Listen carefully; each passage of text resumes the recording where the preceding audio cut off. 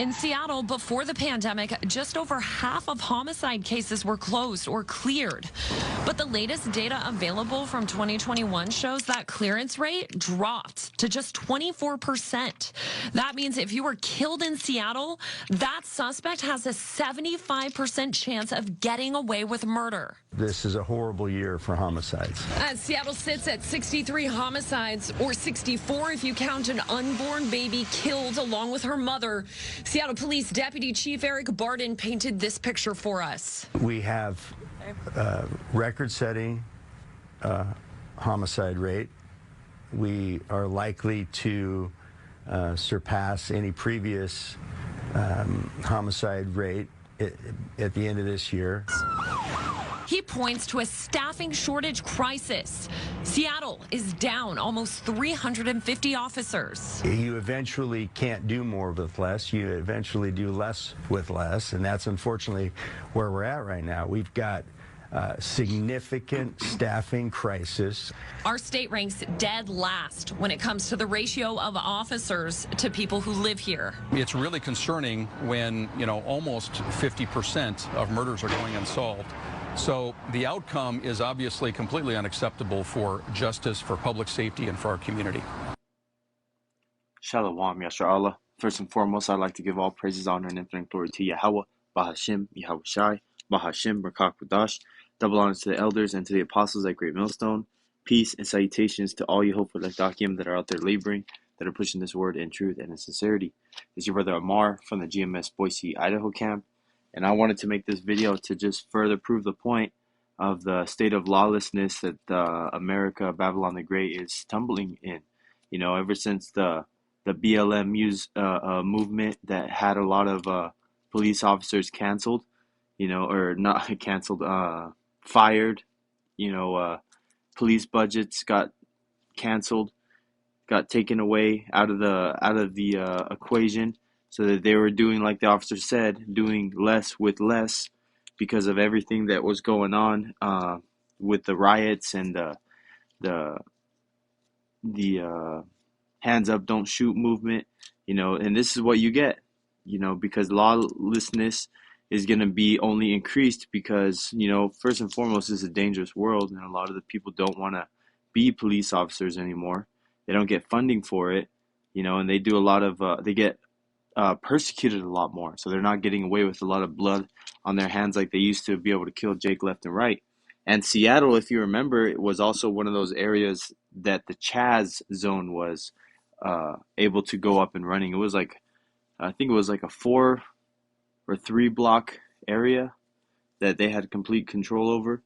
And there was women getting raped, and there was lawlessness, and it was a big fiasco. About people saying that they're going to be their own country and all this bullshit like that. But, it just goes to show you that these people are stressed. The homicides are up. And if you killed somebody in Seattle, they said you had a 75% chance of it getting away. They were only solving 24% of the cases, And Seattle is a big city. I've been there a couple of times, And the fact that they're wildly understaffed is crazy, But it's all according to Scripture. And this is just a prelude to how things are going to be, in time of Jacob's trouble. And to further put that in the better view, I'm going to go to 2nd Esdras 15. And I'm going to start at the 15th chapter, 15 and the 15th verse, and then I'm going to jump around in the chapter. 2nd Esdras 15 and 15. For the sword and their destruction draweth nigh, and one people shall stand up to fight against another, and swords in their hands. And that's is talking about World War III, all these nations fighting against each other.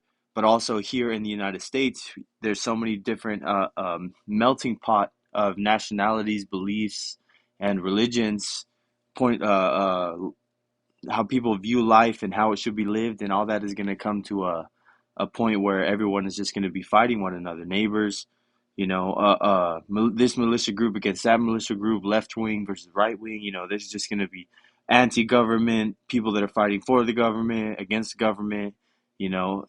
This neighborhood against that small neighborhood suburb. It's going to be crazy. Everywhere is going to be fighting. This is verse 16. For there shall be sedition among men. Sedition is going against their governing authorities over them, and invading one another. They shall not regard their kings nor their princes, and the course of their actions shall stand in their power, because they're not going to be asking the government if it's okay under the rule of law is whatever they're doing. They're just going to say, fuck it. America's been taken over. We're going to do things our way, like the founding fathers used to do, by violence. And that's the type of spirit they think they're going to be able to take over the government. These good old boys, these proud boys, these 3%ers, these dumbass Jake groups that think that they're going to actually be able to do something, man. It's just going to be so chaotic. There's going to be no time to organize. Nothing. This is verse 17. A man shall desire to go into a city and shall not be able, because they may have a group in another city trying to get to them, and those 10 FEMA zones are already split up. There's checkpoints, there's armed guard towers, there's roadblocks, everything. You're not going to be able to just leave and travel freely like you can now. Verse 18, for because of their pride, the few, home of the brave, land of the proud, something like that. It's a very proud nation.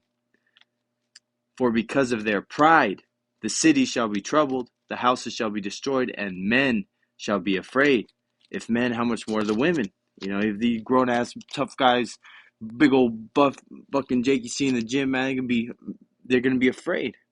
Because they know that they're not gonna have anything to be able to do to stop what's coming, and the chaos around them, gunshots, people invading one another, hearing a house next to you get broken into, gunshots, a whole house goes up on fire. Who knows? There's so many things that are going to happen.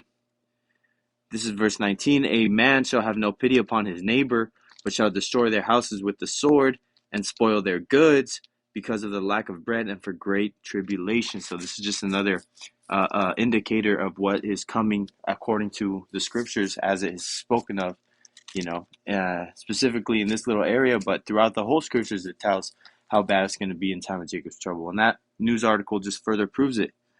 So just be aware of these things, Jake, because, hey, man, these things is happening in Seattle, but soon enough it's going to be worldwide, in every city across the nation of this place, Babylon the Great, coming to a city near you. And Lord willing, this lesson was edifying to the elect. Till next time, Shalom.